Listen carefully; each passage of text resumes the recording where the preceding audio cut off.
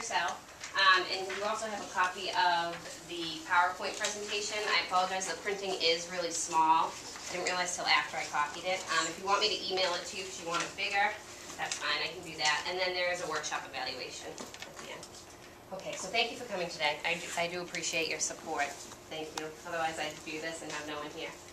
Okay, so what this is going to address is major theories supporting the research of reading and writing, and then classroom practices that are supported by those theories. So I hope that what you'll see today is things you can use in the classroom. Good morning, thank you for coming. And then also reassurance of things that you're using in the classroom, some best practices that you are already implementing. If you have any questions along the way, you can feel free to ask me during or after. Okay.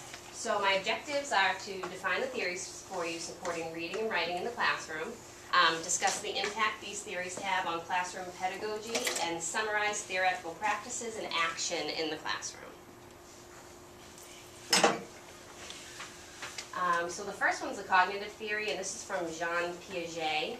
He determined that the cognitive theory, the development happens in 4 stages: sensory motor, pre-operational, concrete operational, and formal operational. And they go from birth to adolescence. So from birth to age 2, kids learn about things in the world around them, and everything's present mind. They can't really pull things from the past, and they don't think forward to the future. Then we have the pre-operational stage, which happens from about age 2 through age 7, which is a big span, especially for a lot of us if you teach kindergarten or 1st grade.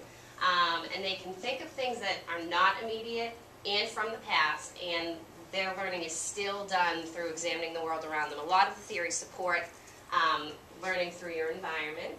That's the stage I'm in. Concrete operational is grade 1 to early adolescence, so this is a long time. This is like almost the rest of elementary school. And abstract thinking begins, rational judgments occur, and children may or may not examine the world around them to make judgments. So they may be using it, they may not be. And the last one is adolescence. This is when you can start making decisions effectively. You can think of hypothetical situations, things that don't really exist. And kids are open to a variety of ways to learn. And I thought that this was really interesting because abstract thinking doesn't really happen until formal operational adolescence. And we oftentimes ask a lot of kids to do some abstract thinking and they're much younger. This all ties into Vygotsky's zone of proximal development. That's the thinking that someone learns from a more knowledgeable other. So we, as teachers, are the more knowledgeable others for our students. And so we sort of guide them through their learning for where they're ready. So the cognitive theory in the classroom is teachers understanding the maturity of their students and what they're ready for. And in order to do this in relation to reading, it's sort of the continuum of reading and reading instruction. Where are they? What do they need at this point? How do we keep them to continue to learn? And teachers who practice the cognitive theory in their classrooms understand the importance of scaffolding learning, activating prior knowledge before teaching a new subject, and they connect new information to what students already know. That's what learning is, connecting new to the known, so you can really solidify it. The cognitive theory in the classroom and instructional practices happens in the reading workshop, the writing workshop, any collaborative learning when you have students working together, any literature circles, book clubs, writing across the curriculum, and content area literacy strategies. And I've cited sources here, and there is a reference page at the end of the PowerPoint for you. So the next theory is the constructivist theory, and this is Piaget again, and he promotes real world learning. And that's when, again, you interact with the world around you to learn things. The major components are learning can't be separate from the context in which it's being learned. So you have to be sort of doing what you're learning. You can't necessarily just explain, you have to do. The purpose of the learner is central to what is being learned, and meaning is socially constructed through negotiation, evaluation, and transformation of the learner. And what that means is that happens inside the mind. That's your thinking. You negotiate thoughts, you evaluate your thoughts, and then you transform thoughts to connect to others inside the mind. And humans impose meaning on the world around them and construct their meaning through interaction. So in the classroom, This is when you have cross-curricular activities, you do writing in science and social studies, or during reading, you bring your science and social studies in. So an example that I had is if you're teaching inferences in reading while exploring poetry, you may further complete inferences in like social studies, reading about, I use the example of the Massachusetts heroine Deborah Sampson, and also inferring animal classifications in science through combining your background knowledge and text clues. So if you're studying inferences, you can study inferences sort of in every subject throughout the week. So that's a constructivist theory that's working with the world around you and making sure that you're connecting what you've learned to new things that you're learning, and having it exposed that many times makes it, it solidifies it for the learner. The reading and writing workshop models are both examples of constructivist teaching. The mini lesson allows for teachers to provide first their explicit instruction, and then teachers are allowed to confer with students in small groups, their flexible grouping, based upon students' needs. So once again, bring us back to the teacher more as the facilitator and not just the instructor. So what do the kids need, and how can the more knowledgeable the teacher, help the kids?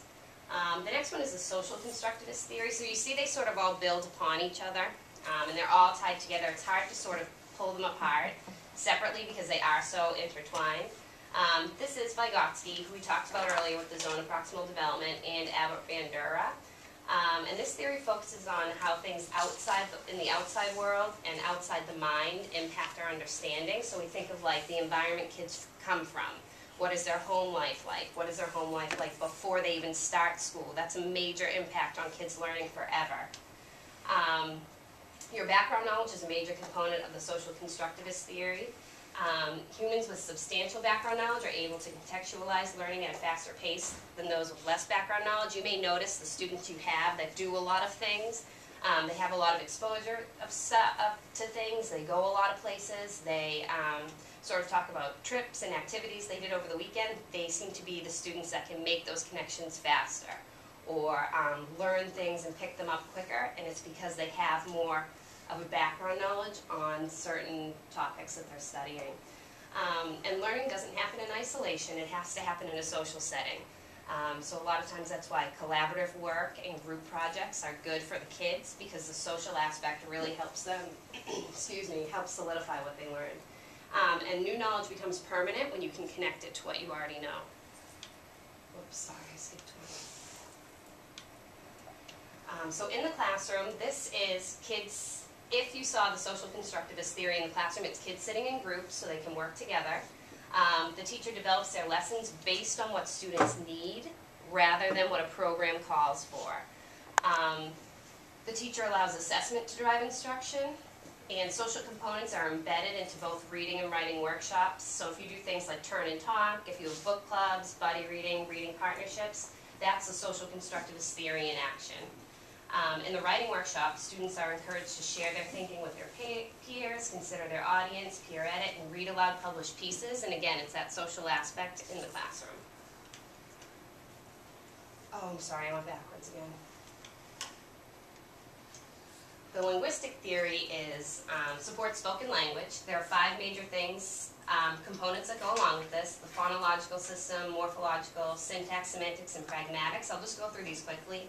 Phonological is the sound, and any small sounds being put together can make a word. Morphological is the meaning. Those sounds carry meaning. Individual parts put together carry meaning. When you change them, the meaning changes. Syntax is making sure the sentences make sense. Things are in order, like subject-verb agreement, subject and predicate. Semantics is the feeling put along with the speech, any emotions with it. And the last one's pragmatics, is the choice of language you use, and I'll give an example of that further. So in the classroom, there are 5 necessary components when teaching phonics, and that's linguistics supports the teaching of phonics. It needs to be built upon the student's phonemic awareness. So what do they already know? Again, connecting the new to the known. Integrated into a total reading program. It's important for students to use phonics in the actual reading of a text, so not necessarily removing it entirely. It needs to be focused on reading print rather than learning the rules. It needs to include the teaching of onset and rhymes, and needs to include spelling-based strategies, which is here at our school, we use Words Their Way to target that. Classrooms that are print-rich support the linguistic theory. For these classrooms, you can see word walls, posted vocabulary words, word sorts, magnetic letters, letter tiles, and students have repeated opportunities to work with words and read them in text. The psycholinguistic theory, this is from Roger Brown, Kenneth Goodman, and Frank Smith. Kenneth Goodman actually, for lack of a better term, invented miscue analysis. So he is responsible for, like, when we do running records, any miscues. He relates it to being like a window into the reader's mind, and that was a big breakthrough because before that there was no connection between oral reading and silent reading for educators to assess their students. So psycholinguistics is the understanding of the reading process and how language impacts reading. That's why a lot of times students with language disabilities may struggle a little bit with reading. Reading is an active process, and the readers interact with the written text in order to make sense of it. And the reading process all happens in the mind. We have to always remember it always happens inside students' minds, so we really can't see it going on. It values literacy experiences and encourages meaning making. It values text for beginning readers, allowing for language patterns, and it appreciates children's efforts. Errors are not to be corrected, but they give a teacher an insight into the child's mind while reading. And also the psycholinguistic theory stresses the teaching someone how to read rather than teaching them the content of what's being read. So teaching students to be readers and what good readers do and what strong readers do, rather than actually teaching them a specific text. So any testing system that uses miscues is a psycholinguistic theory because, again, psycho is the mind, linguistic is language, so it gives us an insight into the mind of what's actually happening in there. We use the Fontes and Pinnell benchmark assessment here, so we're all familiar with that.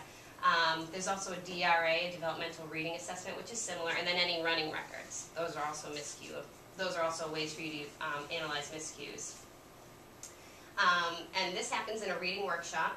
It provides students with an extended amount of uninterrupted reading time because that's authentic. If you're reading a book at home, no one's going to stop you and ask you questions. No one's going to stop you and have you fill out a chart. So it's having that authentic experience. In the writing workshop, during the conferring portion, teachers are able to target students' individual needs, and so they can develop them further. So it's not writing your lessons based on what you're supposed to be teaching, but rather what the students need. The next one is the schema theory. So before... Kelly? Yes?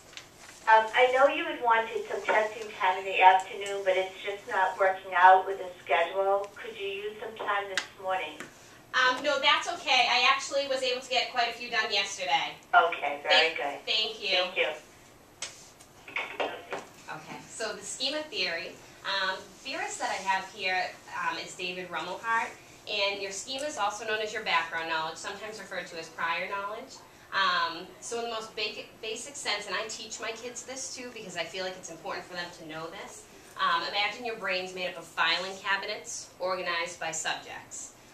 As you read or learn new information, you open those filing cabinets and put information in. So the more you already know about a subject, the more you're able to learn because you can make more connections. So again, we talked about the background knowledge of kids early, the social aspect of it, and this is where it comes into play as well. The reason you can make more connections is because you have more files. It's really complex and everyone's background knowledge is different. And this is what causes different opinions, different interpretations, and even differences in understandings with the same text. This is why reading's so complex. And this brings us back to our opening exercise. So if you could pull that out. The first one asks you, what does this sentence mean? The notes were sour because the seams split. Did anyone think they knew what it meant? Yes. That a notebook ripped and the papers got wet? A notebook ripped and the papers got wet? That's great. Anything else? Okay. What if I activated your prior knowledge and said music? They're music notes. That's what you said. We were thinking reading, but we also thought possibly music. And if I wanted to activate your... If I want to activate your background knowledge even further, I would say, what do you know about bagpipes? And then if we read the sentence again, the notes were sour because the seam split. Now let's look at the next one. Now explain how this relates to your schema. What does this sentence mean? The big number 37 smashed the ball over the fence. Yes? I said a large baseball player hit the ball over the fence. Excellent, perfect, very good, and that's exactly right. So looking at these two sentences, if you had no background knowledge on bagpipes and didn't know anything about them and wasn't familiar with them, the first sentence was really hard for you to come up with any ideas. The second one, the big number 37 smashed the ball over the fence, for us, baseball is a pretty common sport. And you know that when you're referring to the big number 37, it's a player. If you didn't have much background knowledge on baseball and didn't know much about it, you might think literally a large number 37 is smashing a ball over a fence. So this activity here just sort of shows you how important it is to activate someone's background knowledge before you start teaching a new subject. Because again, connecting the new to what you already know will make it that much easier.